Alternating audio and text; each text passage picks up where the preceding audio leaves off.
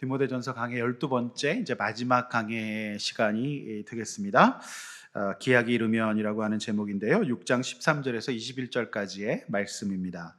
레리 허타도라고 하는 사람이 쓴 처음으로 기독교인이라 불렀던 사람들이라는 책이 있습니다. 이 책을 보면 당시에 우리 이 배경이 되는 디모데전서 시대의 초대 교회죠. 2000년 전에 로마 시대의 기독교인이 된다는 것은 오늘날 우리가 갖고 있는 이제 우리 교회 나온다는 이미지랑은 굉장히 달리 그 즉시 그냥 박해받는 사람이 된다.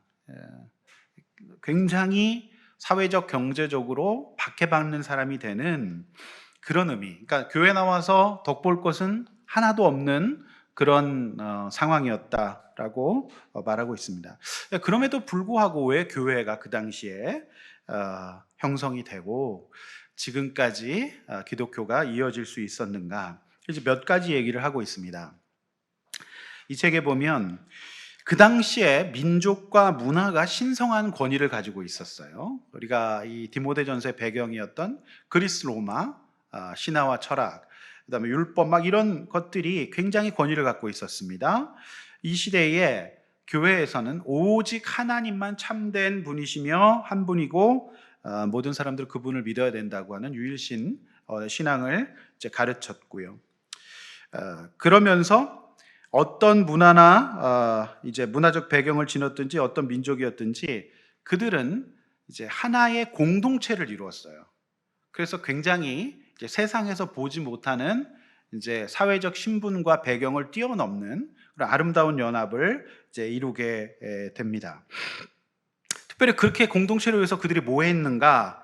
어려움에 처한 모든 사람들을 품었어요. 아무도 돌보지 않았던 사회적 약자들을 품기 시작했고, 또 하나의 그 공동체 특징은 스데반 집사처럼 타인으로부터 공격을 당하거나 그로 인해 목숨을 잃는다고 해도 안갚음을 하거나 복수를 하지 않았다라고 하는 거죠. 굉장히 특이한 사랑을 실천하는 그런 사람들이었고, 그 당시에 무시당했던 여성들을 소중히 여기고 이제 남성들의 어떤 성적 방종을 경계하는 이제 그런 모습을 보이고 있었습니다. 그래서 그 당시에 초대 교회의 이런 모습은 세상이 보기에 불편하면서 동시에 놀라웠고 매력적인 모습을 보였다. 이렇게 기록하고 있습니다. 그들이 그렇게 할 수 있었던 것은 성경의 권위에 순종했고 이제 복음 속에 담겨 있는 마땅한 그리스도인의 삶의 모습을 갖추었기 때문에 이런 일을 할 수 있었다. 이렇게 이제 분석을 하고 있습니다. 자, 저와 여러분이 이제 디모데전서의 강의 마지막 시간 앞에 서 있어요. 바울이 디모데전서에서 마지막으로 권면하고 있는 메시지가 있습니다. 그것은 무엇일까요? 이제 결론부터 말씀드리면 오늘 본문은 두 가지 내용이 있습니다. 13절에서 16절까지 저와 여러분의 신앙이 어디에서 훈련되고 발휘되어야 할 것인지 이것을 다루고 있어요. 우리가 예수 믿었다고 해서 곧바로 고난 끝 행복 시작이 아니고 어디에서 우리 신앙이 발휘되어야 될 것인가, 자, 그거를 다루고 있고요. 그리고 17절에서 21절까지 교회 안의 부한 자들에 대한 가르침, 이것을 이제 두 가지 이렇게 본문이 구성이 되어 있습니다. 자, 오늘 저는 본문을 중심으로 기약이 이르면이라는 제목으로 말씀을 전하려고 하는데, 오늘 저와 여러분이 이 시간 주의 말씀을 대할 때 성령께서 저와 여러분이 깨닫게 하시고 결단하게 하시고 용기와 위로를 얻게 하시기를 주의 이름으로 축원합니다. 자, 이제 본론입니다. 자, 13절입니다. 사실 이 본문은 많은 설교자들이 11절부터 사용하고 있어요. 다루고 있는데 저는 11번째 강의 자족하는 마음 설교에서 마지막 도전으로 11절과 12절을 이미 사용하였습니다. 그래서 13, 14절서부터 오늘 불가피하게 설교를 시작하는데 11, 12절의 맥락 속에서 읽어가야 합니다. 자, 11, 12절의 말씀 뭐였죠? 너 하나님의 사람아 믿음의 선한 싸움을 싸우라 이랬죠. 그래서 자족한 마음 갖기가 어려운데 그래서 우리가 이 선한 싸움을 싸워야 된다는 것을 제가 이제 결론을 지었어요. 자, 구체적으로 이 믿음의 선한 싸움을 싸우라는 네 가지 동사로 이루어져 있어요. 어떤 싸움이냐?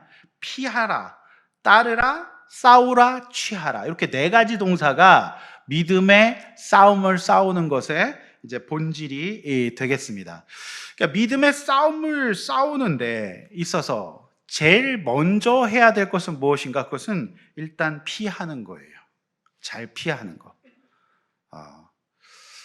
여러분, 복싱이요, 공격하는 복싱도 있지만 사실은 잘 피하는 복싱, 이게 이제 맞지 않아야 됩니다. 그래서 피하는 게 굉장히 중요하거든요.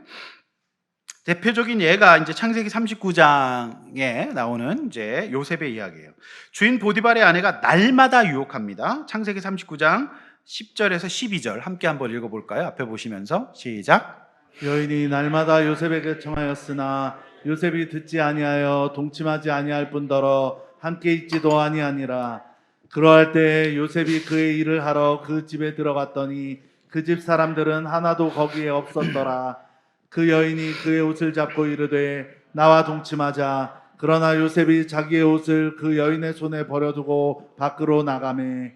네, 날마다 그렇게 이제 유혹했어요.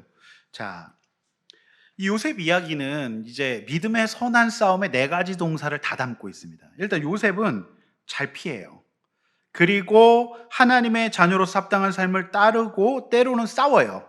그리고 구원받은 믿음의 길을 취해 나가고 있습니다. 그렇죠? 자, 여러분이 만약에 요셉이라면 어떻게 하시겠습니까? 가족에게 버림당하고 노예 생활하고 기약 없는 감옥 생활하고 배신당하고, 여러분 살 수 있겠습니까? 요셉 정도의 이런 사건을 겪으면 굉장한 상처를 남겨서 제정신에는 못 살 수도 있습니다. 그런데 믿음의 선한 싸움을 요셉은 싸워가고 있어요. 내 힘으로는 살 수가 없었지만 요셉은 은혜로 살았어요. 오늘 분명히 말씀에 만물을 살게 하셨다, 이렇게 얘기하고 있어요. 그러니까 저와 여러분이 살아갈 수 있도록 역사하시는 하나님이세요. 어떤 힘든 상황 속에서도 하나님이 살아가게 하시는 은혜가 있게 하실 줄로 믿습니다. 자, 쉽지 않지만 살아가게 하실 거예요. 요셉처럼 힘들어서 죽을 것 같은데 살게 하시는 것이 하나님이시기 때문에 그래요. 자, 그런데 동시에 13절에는 좀 특이한 표현이 있어요. 하나님이 요셉을 예수님을 누구 앞에 세우시는가? 자, 누구 앞에 세웠죠? 자, 본디오 빌라도 앞에 세워요. 당시 로마 지방 정부의 총독이었던 본디오 빌라도 앞에 세우셨어요. 좀 특이하지 않습니까? 예수님을, 왕 대신 하나님의 아들 예수님을 왜 본디오 빌라도 앞에 세워서 선한 증거를 하게 하셨을까? 이것입니다. 자, 따지고 보면 요셉 역시 마찬가지예요. 39장 2절에는 분명히 이렇게 되어 있어요. 하나님께서 요셉과 함께 하심으로 그가 형통한 사람이 되었는데, 그가 형통한 사람이 되어서 어디 있었느냐? 주인 애굽 사람의 집에 있었어요. 그래서 5절에도 또 여호와께서 애굽 사람의 집에 복을 내리심으로 그의 복이 그의 집과 밭에 있는 모든 소유에 미쳤어요. 엄청난 축복을 받았는데 그 축복 받고서 요셉이 맞닥뜨린 사람이 누구예요? 보디발의 아내였어요. 그러니까 복을 받았으나 요셉은 여전히 힘이 없었고 이제 모함을 받아 감옥에 가게 될 거예요. 그리고 그곳에서 간수 앞에서 또 서게 될 것이고 배신을 당하게 되고, 이 과정을 통해서 요셉은 이 과정에서 주님을 바라보면서 믿음을 훈련하여, 그래서 어느새 요셉은 일국의 총리로서의 내공과 형제들을 용서할 수 있는 아량을 갖추게 된다. 요셉이 그 인생의 과정 속에서 믿음이 작동할 수밖에 없었다. 만약에 요셉이 축복받아가지고 그에게 보디발의 아내라든지 감옥 생활 이런 게 없었다, 이러면 그는 요셉이 될 수가 없어요. 진짜 요셉이. 그러니까 이 하나님께서 예수님을 살게 하셔서 본디오 빌라도 앞에 세우셨다. 그래서 그에게 선한 증거를 하게 하셨다. 이 과정을 통해서 저와 여러분의 신앙을 작동하게 하신다라고 하는 거예요. 자, 14절 보십시오. 바울은 디모데에게 예수 그리스도가 오실 때까지 흠도 없고 책망받을 것도 없이 이 명령을 지키라고 해요. 그리고 약속하십니다. 15절, 기약이 이르면 하나님이 나타나심을 보이시고 하나님은 복되시고 유일하신 주권자시고 만왕의 왕이고 만주의 주다.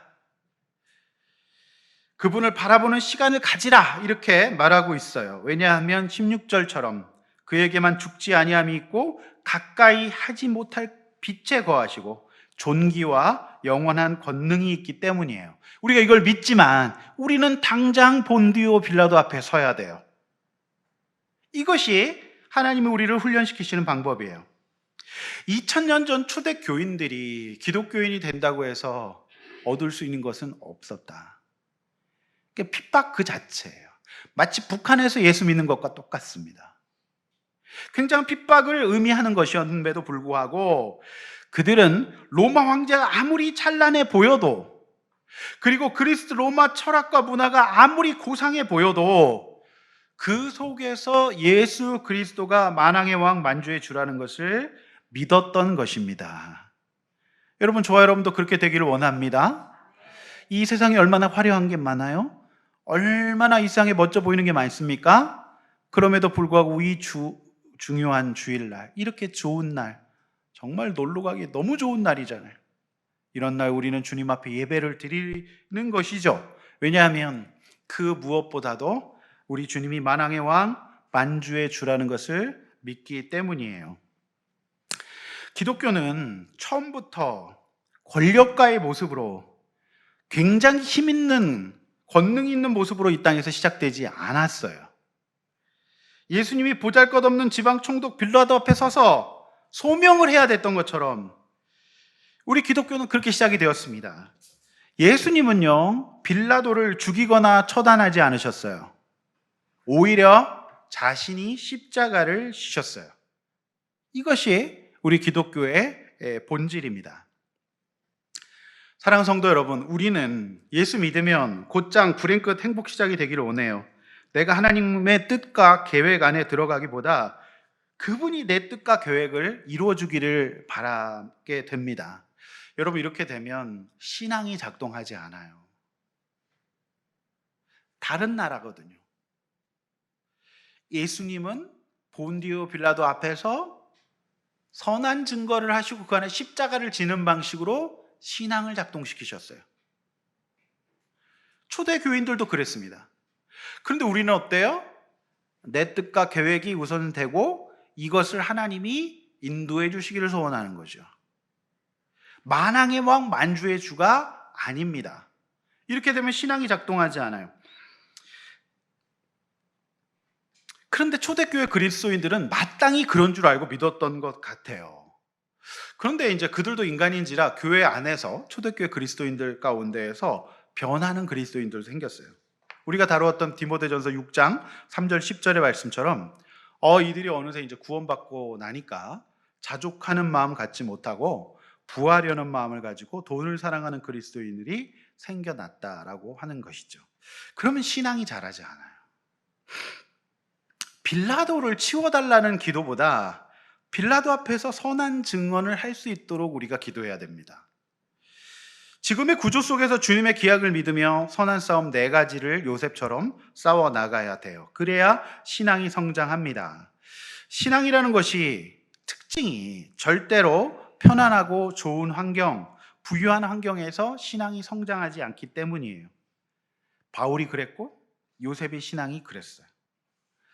저 여러분이 어떤 환경 속에 있든지 그 환경 속에서 주님의 기약을 믿고 바라는 것이 신앙인 줄로 믿습니다. 예. 제가 이번에 이제 뒤늦게 코로나가 와가지고요.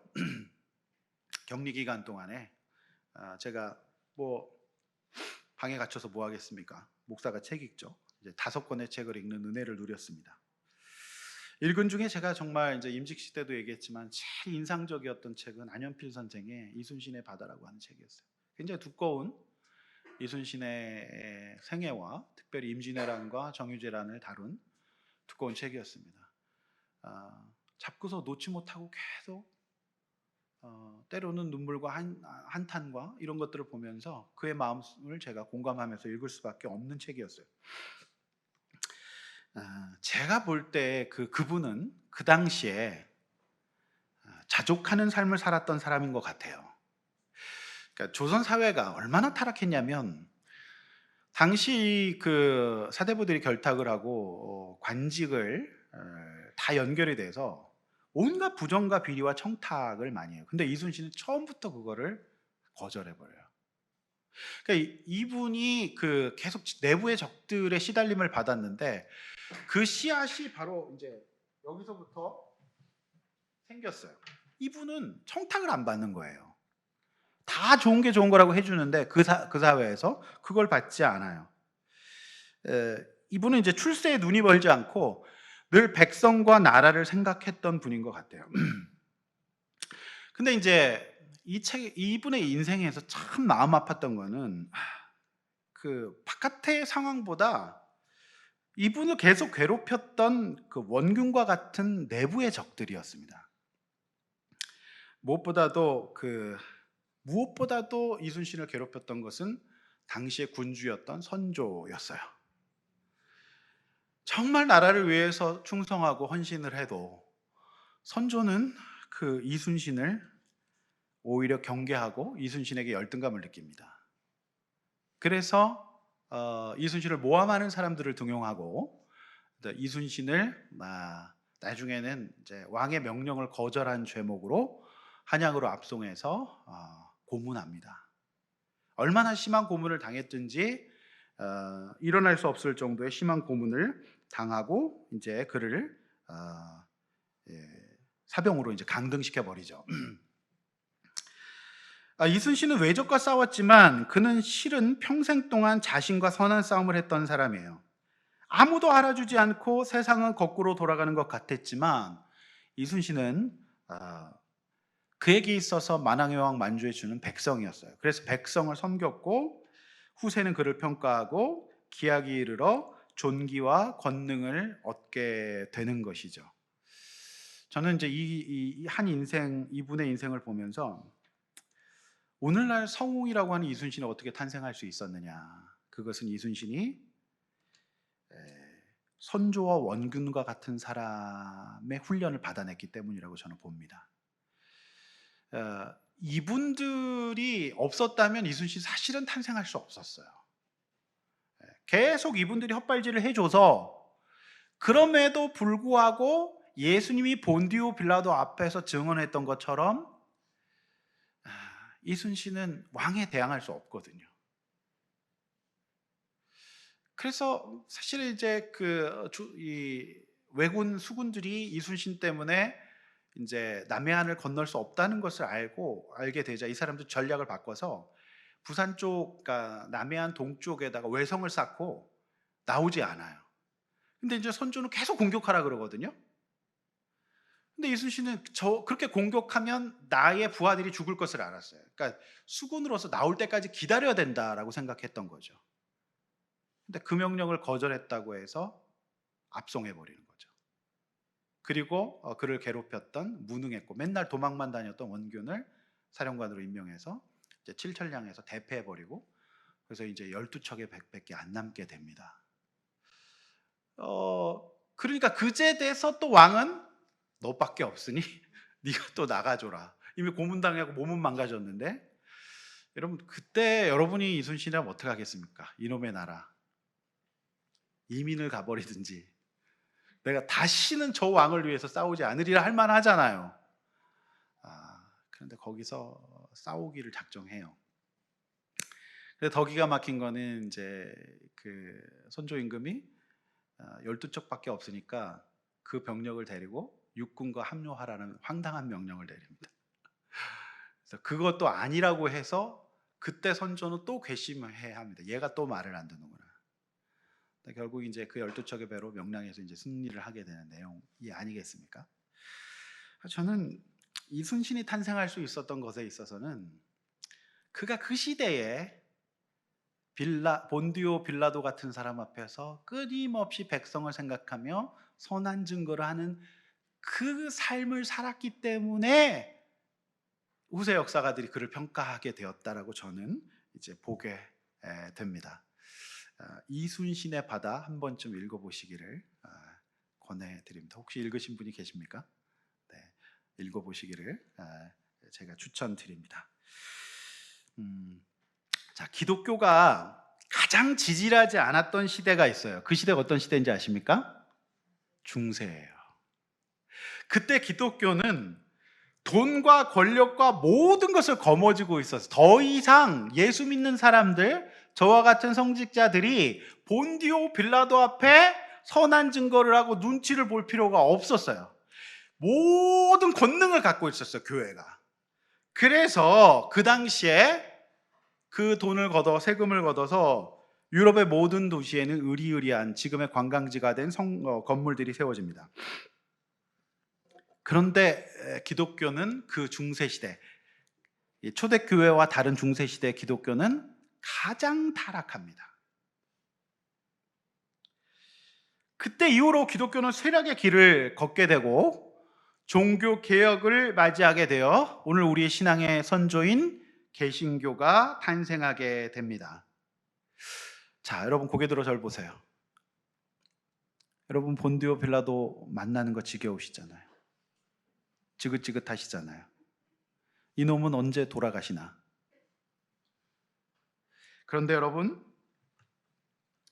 내가 힘을 얻고 내가 모든 것을 결정하고 선택할 수 있으면 좋으련만 하나님이 저와 여러분에게 중세를 살게 하지 않으시고 초대교회와 같은 상황에서 살게 하시는 이유는 결국 저와 여러분의 구원에, 저와 여러분의 신앙이 작동하지 않기 때문에, 그것이 나에게 유익하지 않기 때문에 그렇게 하신다는 것을 믿으셔야 합니다. 그러나 오늘날 기독교의 이미지가 무엇입니까? 세상에서 교회는 성공한 사람들이 나가는 곳이다. 대형 교회, 고소형이라고 하는 말이 나올 정도로 똑똑하고 돈이 많고 엘리트들이 교회를 나간다는 생각도 가지고 있어요. 착하고 능력도 있는데 교회까지 나간다라고 하는 이미지가 있지요. 특별히 교회가 대형화되면서 성공의 표상처럼 이제 인식이 되고 있어요. 사실 그렇게 한국 교회가 성도가 많아지고 대형화되고 능력이 있어지기 시작하면서 세상에서 기독교의 능력은 어떻게 됐습니까? 신뢰도 최하위가 되어버렸어요.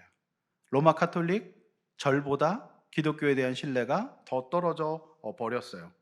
그러나 초대교회는 그러지 않았거든요. 초대교회는 그 당시에 소외받았던 여성들을 교육시키고 상대하지 않았던 사회적 약자들을 돌보았고 양반과 천민이 하나가 되는 아름다운 공동체를 이루었기 때문에 존경과 존중을 받았던 것이죠. 기독교는 본디오 빌라도보다 힘이 있기를 원하지만 기독교가 본디오 빌라도보다 힘이 있어지면 사실은 소망이 없었어요. 그것이 역사가 보여주는 교훈이에요. 기독교의 본질이 아니기 때문이죠. 교회는 십자가를 지는 사람들이 있는 곳입니다. 말이 안 되는 방식으로 승리하는 사람들이 살아가는 것이 교회예요. 그래서 여러분, 이 세상에는 작지만 건강한 교회들이 많아야 된다고 저는 믿습니다. 여러분, 싸움을 좋아하는 사람이 누가 있겠어요? 선한 싸움이잖아요, 그것도. 싸움 그만 싸우고 싶잖아요. 그냥 선하게 살고 싶잖아요. 그러나 기약을 믿고 만왕의 왕 만주의 주 되시는 주님을 믿고 믿음의 선한 싸움을 각자의 빌라도 앞에 싸워 나가기를 소망합니다. 그것이 저와 여러분에게 주시는 하나님의 말씀이에요.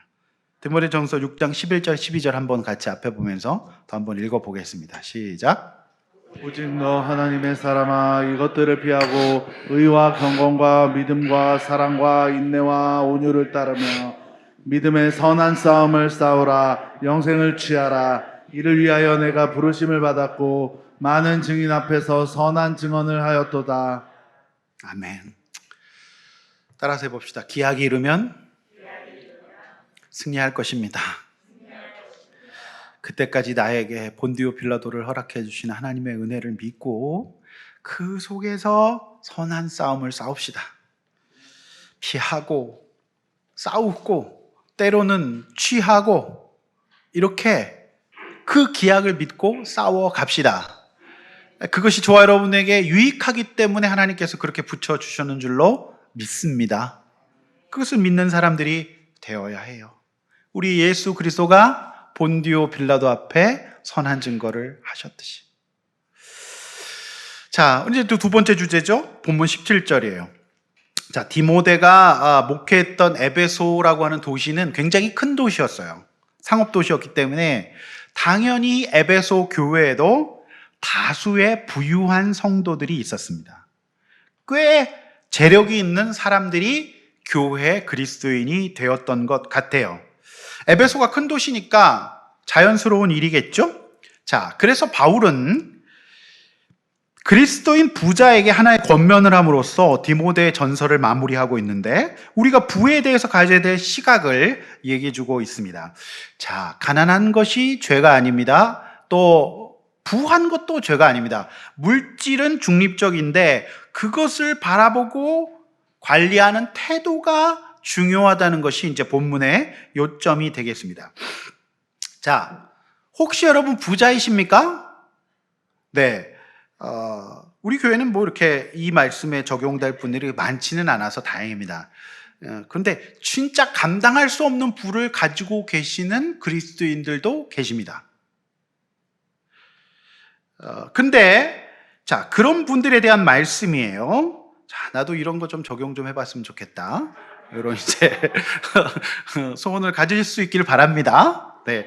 근데 어쨌든 이건 주님이 주신 거예요. 그런데 내가 부자가 된 걸 어떻게 해요? 부자예요. 가진 게 많아요. 그러면 어떻게 해야 될 것인가? 이거예요. 그래서 사도 바울은 에베소 교회 교인들에게 여러 방면에서 균형 잡힌 권면을 하고 있어요. 자, 그러면 믿지 않는 부자들과 다른 점이 무엇이 돼야 되는가? 자, 첫 번째가 마음을 높이지 말아야 된다는 겁니다. 그럼 믿지 않는 부자들은 마음이 굉장히 높아요. 왜? 그 마음의 근원이 하나님께 있지 않고 어디 있어요? 물질에 있으니까 마음이 높아요. 내가 이런 사람이다라고 생각할 수 있어요. 그런데 예수 믿는 부자는 어떻게 생각해야 돼요? 스스로 높은 자라고 생각하지 말아라 라고 하는 것이죠. 불신자들은 나와 물질에 근거를 두고 있기 때문에 내가 높다고 생각해요. 그래서 불신자들은 늘 상대적으로 비교하며 살죠. 자, 두 번째, 그리스도인 부자들은 어떻게 살아야 되느냐?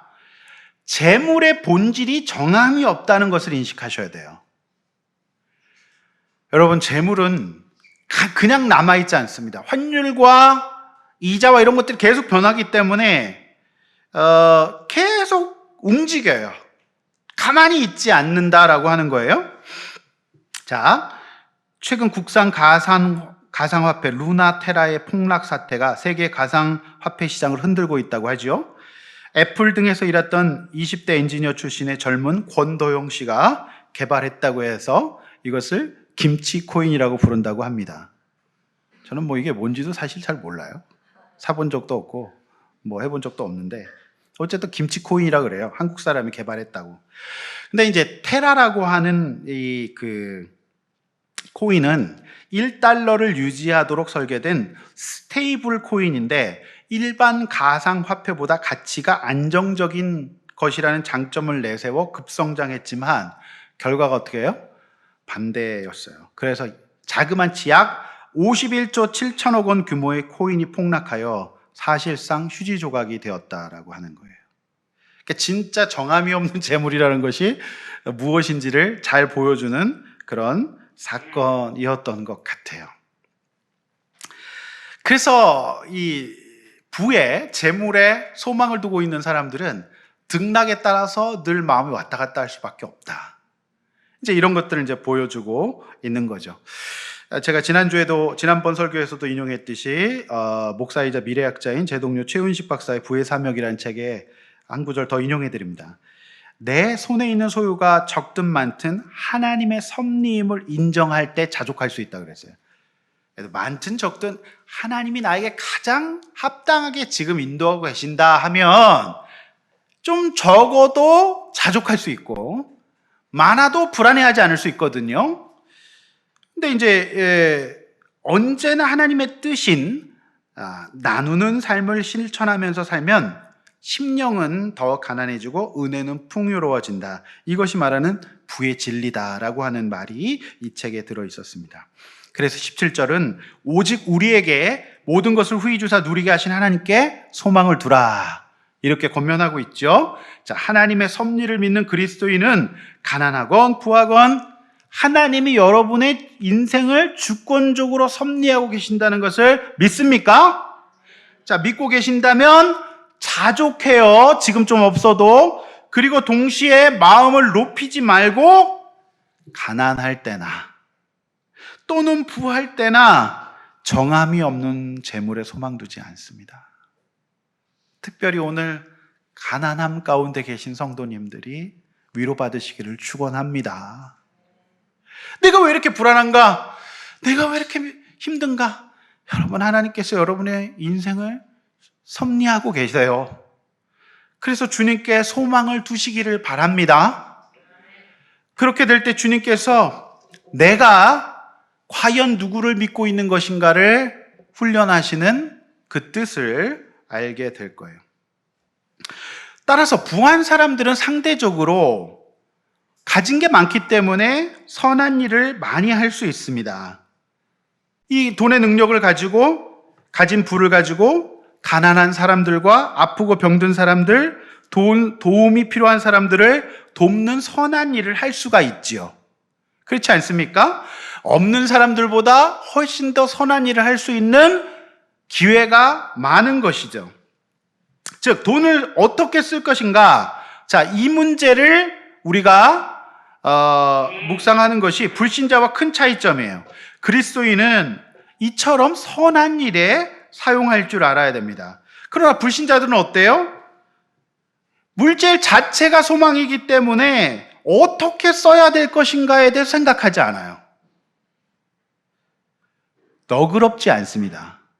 그래서 대표적인 캐릭터 누굽니까? 스크루지 같은 사람이 되는 거예요. 그러니까 돈을 벌어서 어떻게 써야 될 것인가 생각하지 않고 그게 소망이기 때문에 계속 저장하기만 하는 거잖아요. 근데 우리 그리스도인들은 버는 것도 중요하지만 어떻게 써야 될 것인가를 늘 생각하는 사람이 돼야 된다. 이것이 재물을 갖고 있는 사람들에 대한 하나님의 말씀이에요. 여러분 그런 생각 해보셨습니까? 저는 이제 몇 번 설교 때도 말씀드렸지만 이런 적용을 한 대표적인 그리스도인 사업가가 있어요. 우리나라에. 세상에서 존경받죠.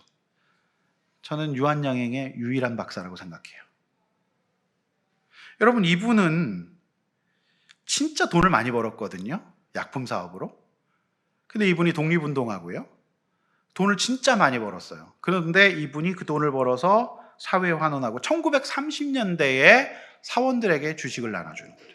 1930년대. 그리고 그 돈을 벌어 사회에 환원하고 교육에 투자하는 기업 가치가. 그래서 이제 연세대 경영학과 유승흠 교수가 그 유일한 박사를 연구한 논문을 발표하면서 이런 얘기를 했어요. 유일한 박사의 기업가 정신은 그 할아버지의 DNA로부터 출발하는데 그것은 대대로 평양으로부터 내려온 그 집안의 기독교 신앙에 있었다. 이렇게 해야 돼요. 그러니까 어떻게 쓸 것인가? 사업을 해서 어떻게 쓸 것인가?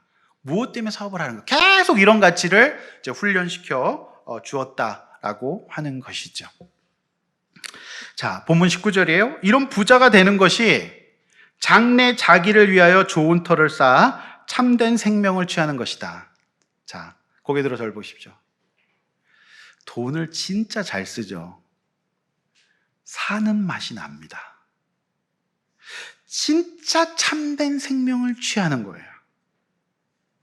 근데 우리는 이제 생각하기를 내가 진짜 참된 생명을 가지고 살려면 굉장히 많이 쌓아두면, 두둑하게 쌓아두면 기쁘고 승리하고 참 살만할 거라 생각하죠? 근데 성경 그렇게 가르치지 않아요. 그러면 더 정함이 없어 소망이 없어질 것이고 진짜 잘 참된 생명을 위하여서 섬기고 나누는 일에 사용할 때 네가 진짜 사는 맛이 날 거다 이렇게 말하고 있습니다. 할렐루야.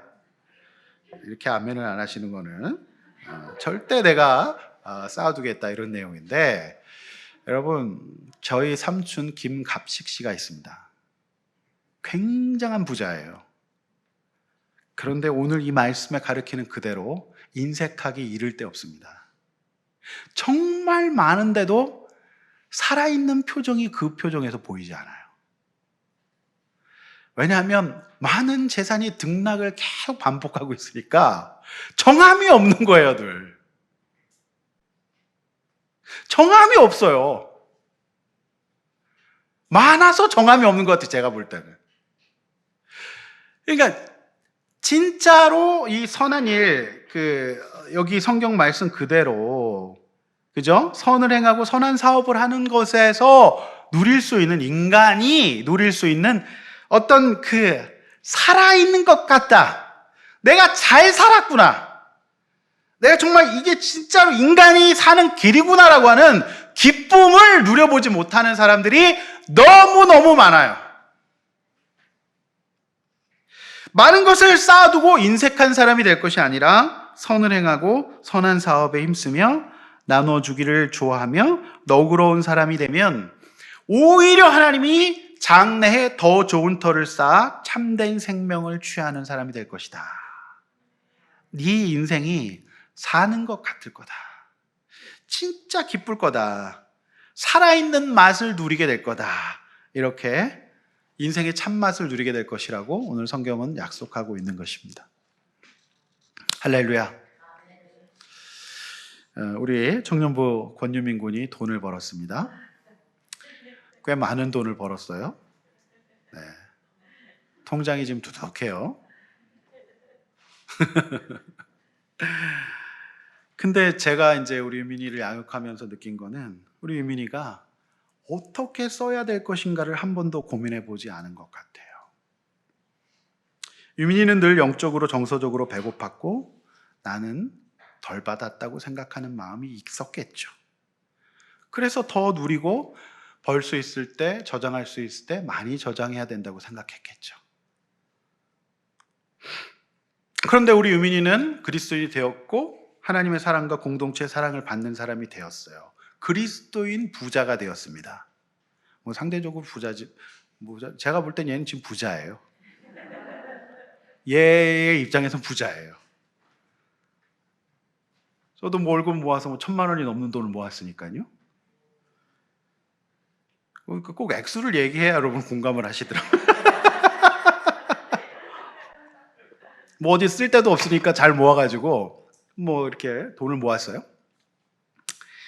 그래서 저는 우리 유민이한테 유민아, 네가 이제 돈을 벌었으니 어떻게 써야 되는 걸 생각해야 되는데 네가 생전 처음으로 너를 길러주신 부모님께 두 분께 10만 원씩 담아서 20만 원을 드리는 게 맞겠다.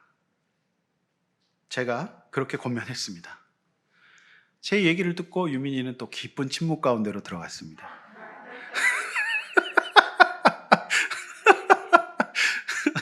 일단은 깊은 침묵으로 들어가고 봐요, 일단. 왜요? 유민이한테 20만 원이라고 하는 건 무지하게 큰 돈이고 그 돈을 누구한테 드린다는 거는 한 번도 생각해 본 적이 없는 거죠.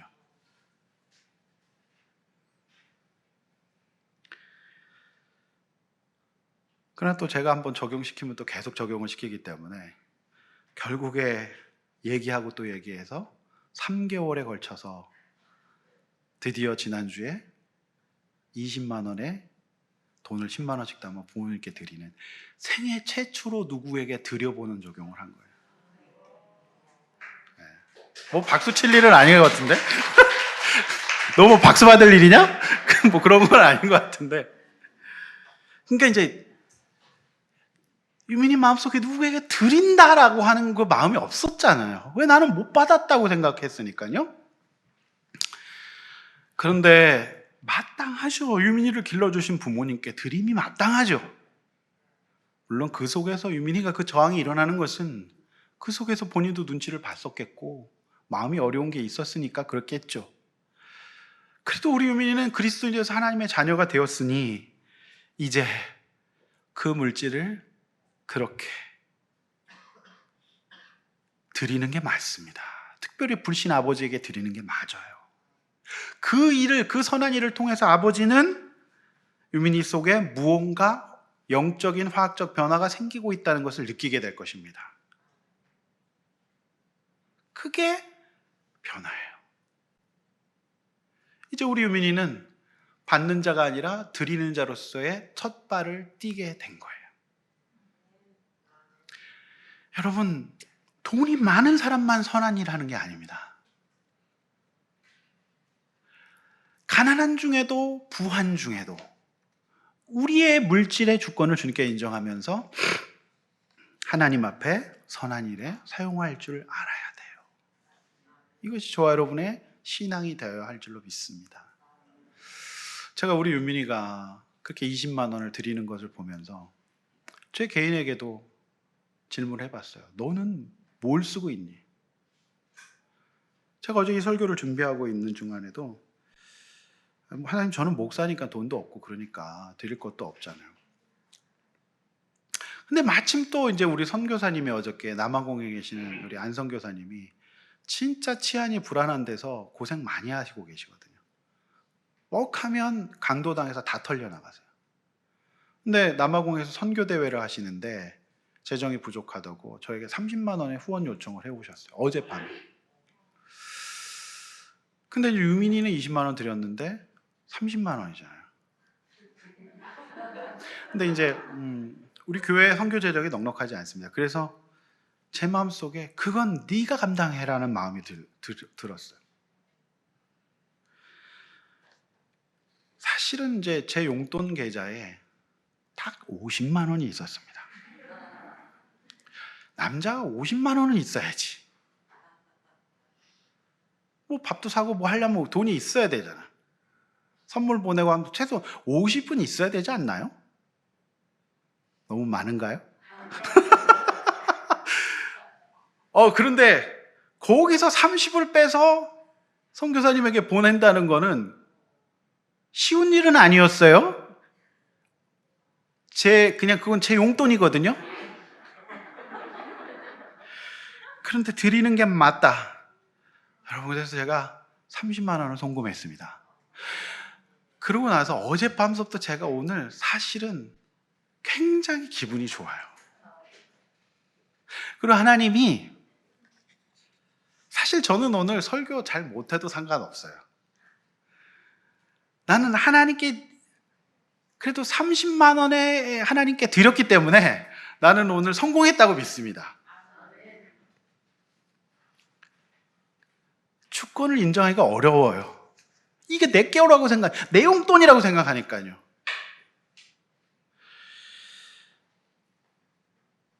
제 마음이 정말 기뻤어요.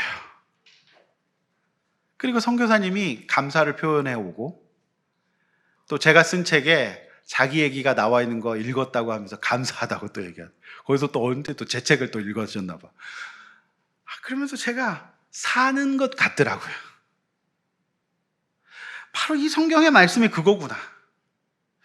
저는 우리 유민이가 앞으로 사는 것 같이 살아갈 수 있을 줄로 믿습니다.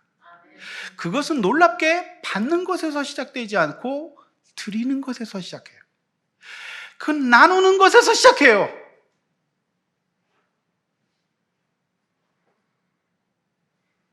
예수 그리스도가 저와 여러분에게 나누어 주셨기 때문에 살아가는 것처럼 살아가셨던 거죠. 그게 저와 여러분의 디모데전서 마지막에 주시는 신앙의 권면이에요.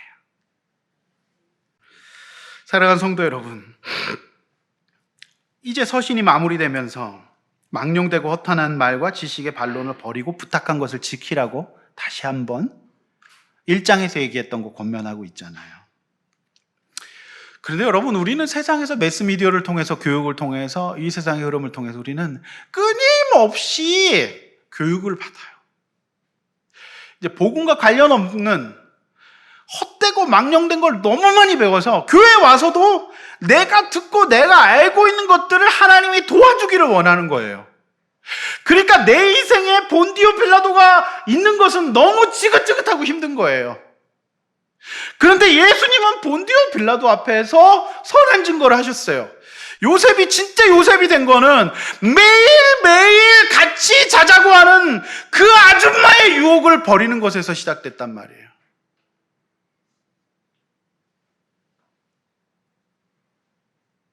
거기서 요셉이 됐지. 요셉이 사랑 잔뜩 받으면서 색동저고리 입고 그 사랑받고 그 칭찬받고 예쁘다고 하는 그 환경에서 요셉이 된 게 아니거든요.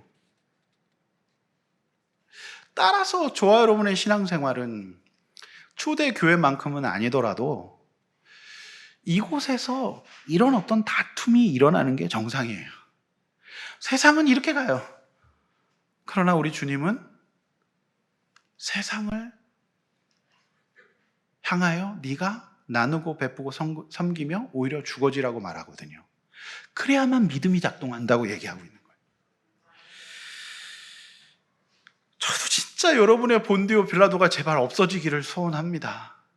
여러분, 제가 요즘 꿈을 뭘 꾸는지 아세요?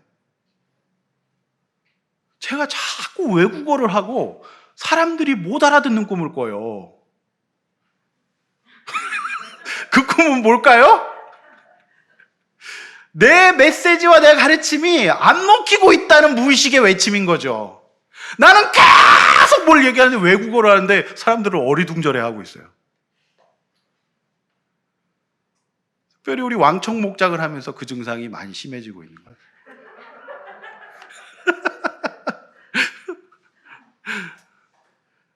그 외국어를 계속해요, 나는. 내가 왜 이러지? 그러니까 그게 제가 받아들여지지 못하고 있다. 내 메시지가. 그런 느낌을, 그런 거대한 영적 느낌을 제가 무의식 가운데 받고 있어서 그런 것이 아닌가 싶은 생각이 들어요. 오늘 사실 이 말씀을 전하면서도 성도들이 또 이 말씀을 들어야 되니 얼마나 힘들겠나. 그런데 진짜 가슴에 손을 얹고 생각했을 때 성경이 이렇게 돼 있는 걸 어떡하겠습니까?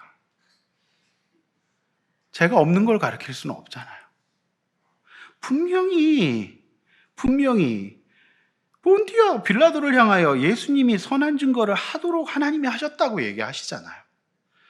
요셉이 그렇게 했어요. 그러니까 이 구도가 아니면 안 되고 중세에 그거 하지 않고 교회가 힘을 갖게 됐을 때 망했다는 거 아니겠습니까?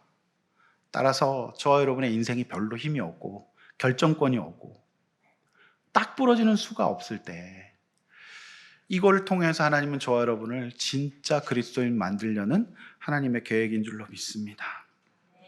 그래서 이렇게 권면을 하는데 21절 보니까 이것을 따르는 사람들이 있어 믿음에서 벗어나느니라. 이 에베소 교회에도 믿음에서 벗어난 사람들이 있었나 봐요. 믿음에서 벗어났어요. 그렇게 살고 싶지 않다고. 꼭 그래야만 되냐고. 그래서 믿음에서 벗어난 사람들이 있었다. 저는 우리 아들람교회 성도님들이 이 무리 가운데 끼지 않기를 정말 기도합니다. 세상은 우리를 믿음에서 벗어나도록 해요. 자꾸 쌓고 누리고 붙잡고 나눠주지 않도록 해요. 어떻게 쓸 것인가 생각하지 않게 만들고 진짜 그렇게 쓸 때 진짜 사람이 사는 맛이 나는 거거든요. 유일한 박사가 저는 행복했을 거라고 믿어요.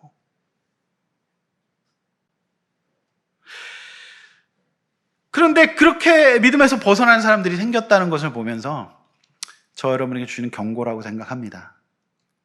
사랑하는 성도 여러분, 저와 여러분에게 싸움이 필요해요. 4가지 동사로 싸움이 필요해요. 피하고, 싸우고, 취하고. 그죠? 우리가 그렇지만 승리의 약속이 보장되어 있습니다. 이 싸움은 기약이 있습니다. 분명히 끝날 때가 있습니다. 승리하게 될 줄로 믿습니다. 왜냐하면 만군의 왕이요 만유의 주이신 하나님이 저 여러분의 주인 되시기 때문임을 믿습니다. 여러분, 이 사실을 믿고 오늘 하루도 이번 한 주간도 그렇게 승리할 수 있기를 소망합니다. 할렐루야. 벗어나지 말고 우리가 그 길을 갈 때에 진짜로 살아갈 수 있을 줄로 믿습니다. 이렇게 한번 이제 말씀을 맺습니다. 우리 각자의 빌라도 앞에서 만왕의 왕 만유의 주님을 바라보며 승리합시다. 학생이 시험이 없기를 바라는 것은 어리석은 일이에요. 학생은 시험을 통하여 실력을 쌓고 승리하게 되는 거죠. 여러분에게 주신 부와 능력이 있다면 많건 작건 그 속에서 그리스도인으로서 어떻게 쓸 것인가를 고민하시기를 바랍니다. 선한 일에 사용하고 있는가를 잘 점검해야 합니다. 가난한다고 이런 일을 하지 못하는 것은 아닙니다. 마지막 이런 말을 인용함으로 제가 설교를 마칩니다. 손바닥 안에 주어진 것에서 풍요를 만끽할 줄 모른다면 우주를 소유한들 여전히 배고프다. 감동이 밀려오지 않습니까? 네? 여러분, 손바닥 안에 주어진 것의 풍요를 만끽할 줄 모르면 우주를 소유해도 배고프다는 거예요.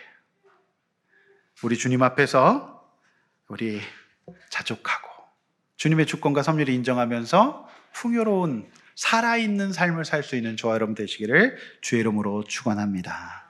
이렇게 한번 나눠보시죠. 자, 하나님이 기약이 이를 때까지 예수님처럼 선한 증언을 해야 된 빌라도는 누구입니까? 자, 그리고 재물이 아닌 하나님께 소망을 두고 있습니까? 재물을 선한 일에 사용하고 나누는 그런 사람입니까? 여기까지 한번 우리 적용해 보도록 하겠습니다. 우리 주는 완전합니다. 우리 함께 찬양하고 기도하겠습니다.